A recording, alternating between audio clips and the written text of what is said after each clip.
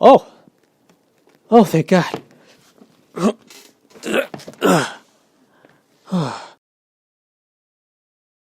I've been wandering around this black void for... Come to think of it, I don't have a way to tell time here. Feels like a while, though. Could really use some water.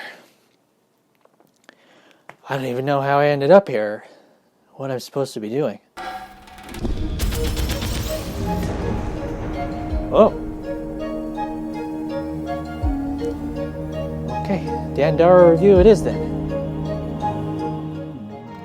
The year is 2018, February specifically. Brazilian developer Long Hat House releases a 2D Metroidvania action game that would jump out to people like myself for one particular reason: the jumping. You see, in this game, you do not walk, you do not run, you only jump. And the laws of gravity pretty much go out the window, as you will be jumping and landing on surfaces in every conceivable direction. But of course, that's just scratching the surface of this game, so why don't we just jump in?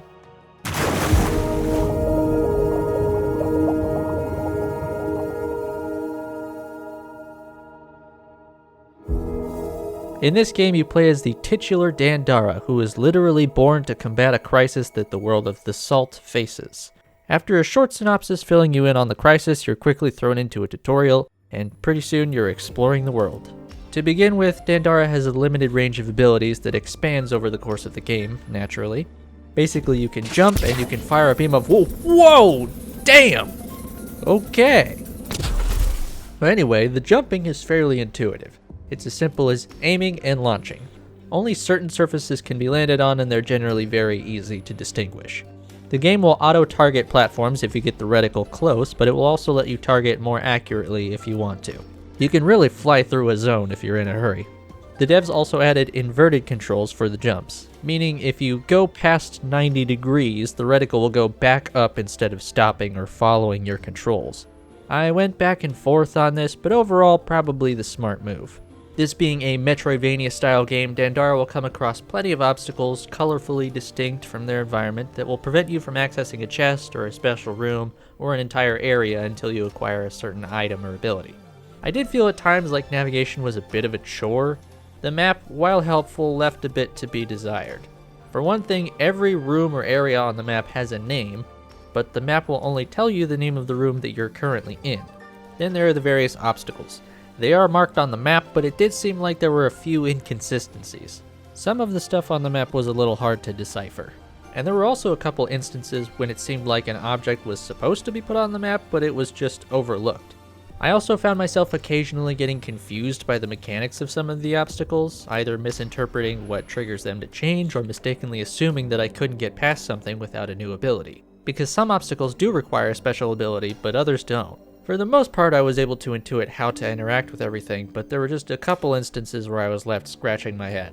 For these reasons and more, I wound up feeling stuck a few times over the course of the game. I haven't really played a Metroidvania game before, but I would imagine this is a big potential issue for the genre in general. There would be times when I'd look at my map and just not know what area I needed to go to next, or even where I could go with my current abilities. Plus, just filling out the map felt a little aimless at times. With the game being so open-ended and freeform, it's easy to lose track of what your next goal is or how much progress you've really made.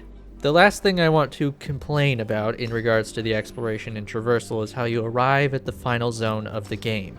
It becomes clear pretty early where this zone is and seemingly where you would enter. The big old door right here. I figured I'd eventually get some ability that allowed me to destroy this eye and enter the fortress through this door.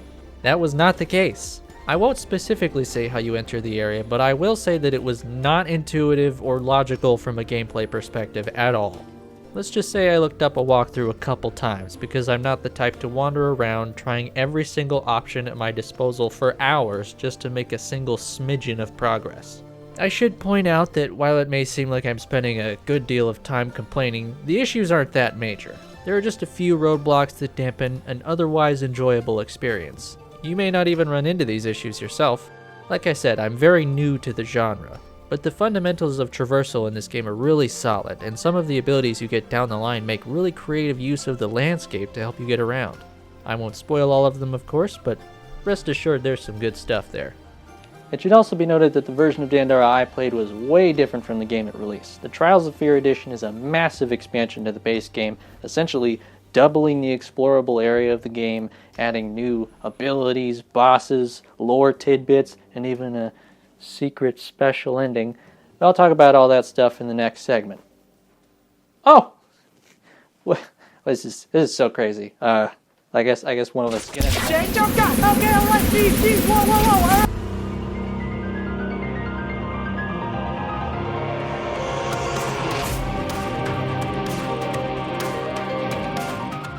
Dandara's exploration and combat are closely linked, as most of her combat abilities double as tools to dispose of obstacles. And Long Hat House seems to have spent just as much time and energy with their enemy design and placement as with the environment and obstacles. And for the most part, they do a really good job with all of it. You see, there's this massive area called the Hidden Realms, which exists only in the Trials of Fear version of the game. I would say pretty much everything from the base version of this game is absolutely solid. But going into the Hidden Realms, there are definitely some problem areas. That's not to say it's all bad there. There are some excellent things in this new area as well, but there are some glaring issues. They mostly stem from the devs seemingly wanting to crank up the difficulty in the expanded content. I had a few different enemy encounters and boss encounters that genuinely upset me with their difficulty. And listen, I'm no stranger to challenge. I've played plenty of From Software titles, many times, but all the encounters that I had issues with were drawing from the more enemies equals harder well of game design, everyone's favorite. All of these encounters took place in the Hidden Realms, and they all sought to just beat me into submission through sheer numbers rather than creatively trying to keep me on my toes like all the other encounters in the game. Again, I'm talking about exceptions to the rule, and the entirety of the Hidden Realms is technically optional. But if you fly blind in this game, you don't know what's additional optional content and what's mission critical. But generally speaking, the fundamentals of the combat in Dandara are very enjoyable, and a majority of the encounters are challenging in a fun, interesting way. And there are a surprising number of surprises. This game is really good about springing things on you out of nowhere, in a good way. Whether it's a new enemy type emerging in a novel way or a boss fight taking you by surprise, I found that there were a number of pleasant surprises throughout the game. But speaking of bosses, I want to give a special tip of the hat to some of the bosses. This game has some really creative, exciting boss designs. There are admittedly a rather low number of actual boss battles in the game, but the quality far outshines the low quantity in my opinion. Whoa! Hey, what the... Ow! Jesus! What? Cut to the next thing! This mostly applies to the base game bosses, as some of the bosses added in later suffer from the enemy bombardment issues I mentioned before, but some of the new bosses are quite good too. Special mention to the titular Trials of Fear. Not necessarily boss battles in the traditional sense, but there are a lot of fun, challenging puzzles in these areas. As general advice for this game, I'd say if you're beating your head against a wall and you're in the Hidden Realms, don't worry about it. Just explore your options elsewhere. I do appreciate the devs adding the option to make the game a little easier with things like unlimited energy and more frequent checkpoints. In some cases, they feel almost necessary.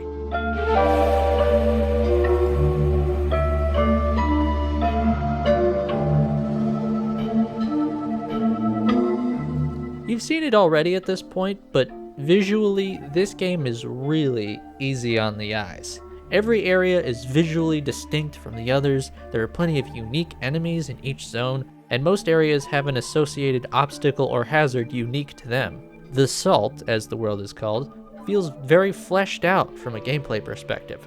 There's a lot of nice variety for the player to keep things from getting dull or repetitive. Even the Hidden Realms, which could easily have been overly homogeneous, managed to vary things up in different areas of the map. It does also feel fleshed out from a lore perspective, even if it doesn't have a particularly compelling narrative. The plot of this game is decent enough, but it doesn't really do anything you wouldn't expect. The chosen hero must journey into mysterious lands to increase their power so they can defeat the ultimate evil, which is corrupting the world. Typical good versus evil stuff. There is one major surprise in the game's story, I'd say, but it saves it for the additional ending. And there are some little world-building tidbits that suggest some interesting narrative threads, but they ultimately don't go anywhere. But hey, I get it. Not every game reinvents the narrative wheel, and Dandara does the fantastical hero storyline very competently. Overall, this is a great game with a lot to offer. Gorgeous visuals, tight controls, creative level design, decent world building. I definitely had some severe frustrations with it, but if I had known I could skip over some of the more frustrating parts, I would have had a better time. So I definitely recommend this one. It's a solid game, it just has a few blemishes.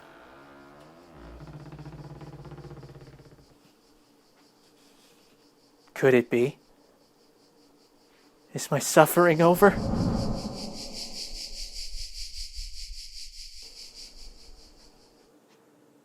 Wait.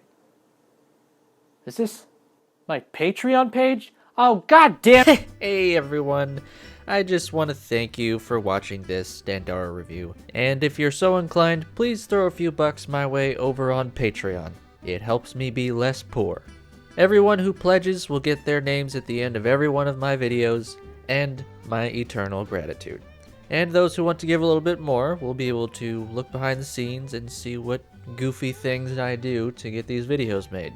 Anyway, you get the idea.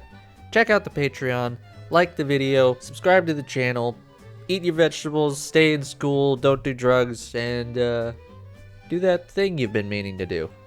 Thanks again for watching, and I'll see you in the next one.